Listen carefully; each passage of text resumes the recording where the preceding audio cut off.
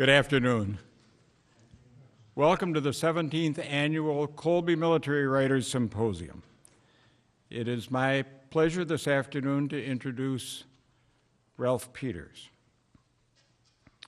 Born in Pottsville, Pennsylvania, Ralph Peters graduated from Penn State and enlisted in the Army in 1976. He earned his commission after attending OCS in 1980. Colonel Peters spent 10 years in Germany, working in military intelligence, specializing in the Soviet Union. After attending Command and General Staff College, he worked in the office of the Deputy Chief of Staff for Intelligence. He retired from active duty in 1998 at the rank of Lieutenant Colonel. After publishing an early spy novel, title of which was Bravo, Romeo, in 1981, Colonel Peters turned his attention to contemporary terrorism. His typical hero is a nonconformist with knowledge and courage to tackle the unsolvable problems. His most recent book, Cain at Gettysburg, despite what the program says, it's Cain at Gettysburg, was recently published and is available at the bookstore. As well as a writer of fiction, Colonel Peters has established himself as a well-respected writer of nonfiction. His best-known work in this genre, Looking for Trouble, Adventures in a Broken World, establishes his reputation as a keen observer of worldly affairs. Colonel Peters is also a well-known essayist, contributing to USA Today, The Washington Post, Newsweek, The Wall Street Journal, and Armchair General, at which he is a member of the advisory board. As well as his given name, Colonel Peters has written under the name Abel Jones, the Abel Jones series of novels under the pseudonym of Owen Perry. His long experience, many celebrated monographs, and frank assessment of difficult situations have established Ralph Peters as a leading voice in America's war on terror. We welcome Colonel Peters to Norwich.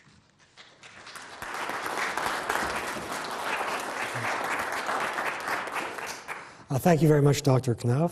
Ladies and gentlemen, I only have to make one correction. I did not graduate from Penn State. I was far too unregulated and dissolute, but I did finally, in the Army, get something of an education. I'm going to be talking to you today on the subject of myths of Gettysburg.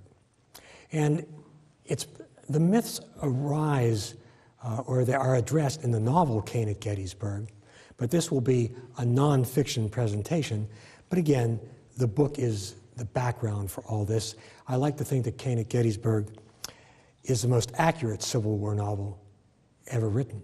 Whether or not it's the best or one of the best is up for you to decide. But I really wanted to do something that captured the feel of the times. And so before launching into the nonfiction history, the myths of Gettysburg that have mushroomed up over the decades and centuries, I'd like to speak briefly about historical fiction, its role, about writing it. I've often heard Civil War buffs or other people say, well, I don't read historical fiction, or I don't read fiction. Well, if you don't read fiction in general, you're missing the world's great literature, of course. But historical fiction and straightforward history or historical writing are not enemies. They complement each other. History, well-written history, tells us that on the first day of July, men were marching in 88-degree heat in wool uniforms, and they could hear the sounds of battle ahead. Well-researched and well-written historical fiction tells you what it felt like to walk in march in wool uniforms in 88-degree heat, in the humidity of July in Pennsylvania, when your canteen is empty, maybe you're barefoot. You can hear the sounds of battle up ahead. You see some smoke. Your couriers are riding back and forth. Your officers seem confused themselves. They tell you to double time. Suddenly you're ordered into a field. You really don't know where you are. You're just ordered to a line, face front. Suddenly you're marching forward into the smoke you can't see. Ahead of you, you see blinks of fire. You're marching forward. The ground's broken. There are brambles. You're trying to get through it. Suddenly artillery opens up. People are being literally blown to pieces around you. Your friends fall beside you. Your officers are crying forward. Sergeants are pushing you through a stream. You still don't know exactly where you are. Suddenly ahead, up the hill, you see dark forms, and they're clearly not the uniforms of your side. What does it feel like? What was the noise level like? Good, well-written historical fiction captures the feelings and also the emotions.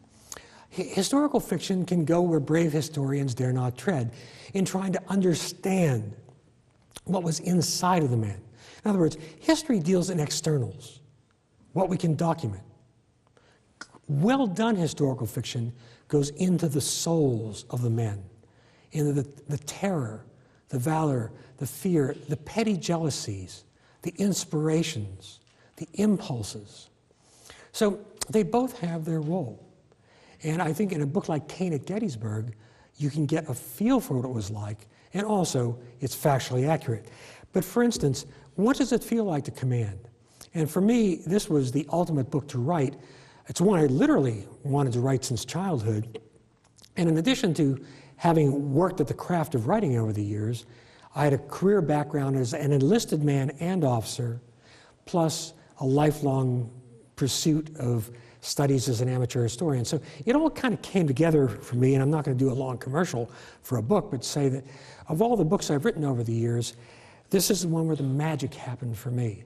And sometimes that happens. Sometimes the writing gods descend and things just happen. So I hope you will read it, and if you are short on cash, although I know no Norwich alumnus is ever short on cash, but you can always get it from the library. But to move on to Gettysburg, one of the many triggers for writing this book at this time was I've just been appalled over the last several years to hear pundits and citizens on the right and left, political right and left, crying, "Our country has never been so divided. Oh, it's terrible, we're falling apart." In the American Civil War, at least 624,000 Americans died.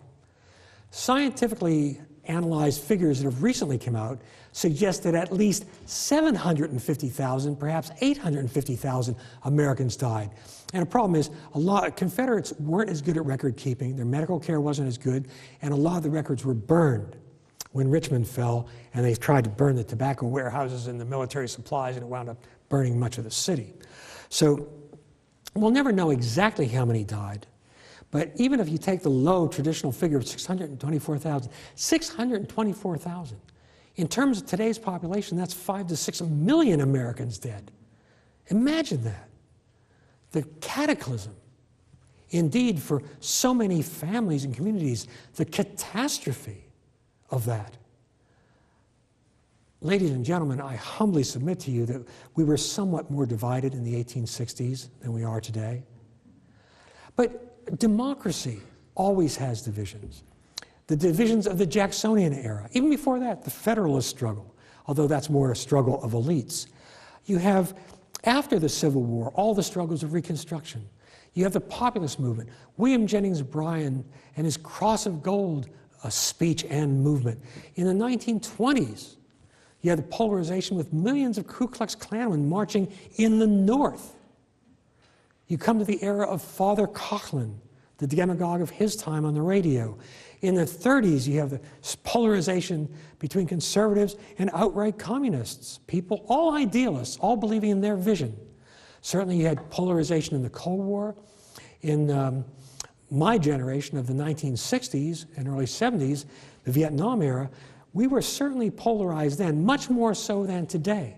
But democracy always has these tensions. Fortunately, they only rarely erupt in civil war. And the American Civil War was the war that forged the country in which we live today.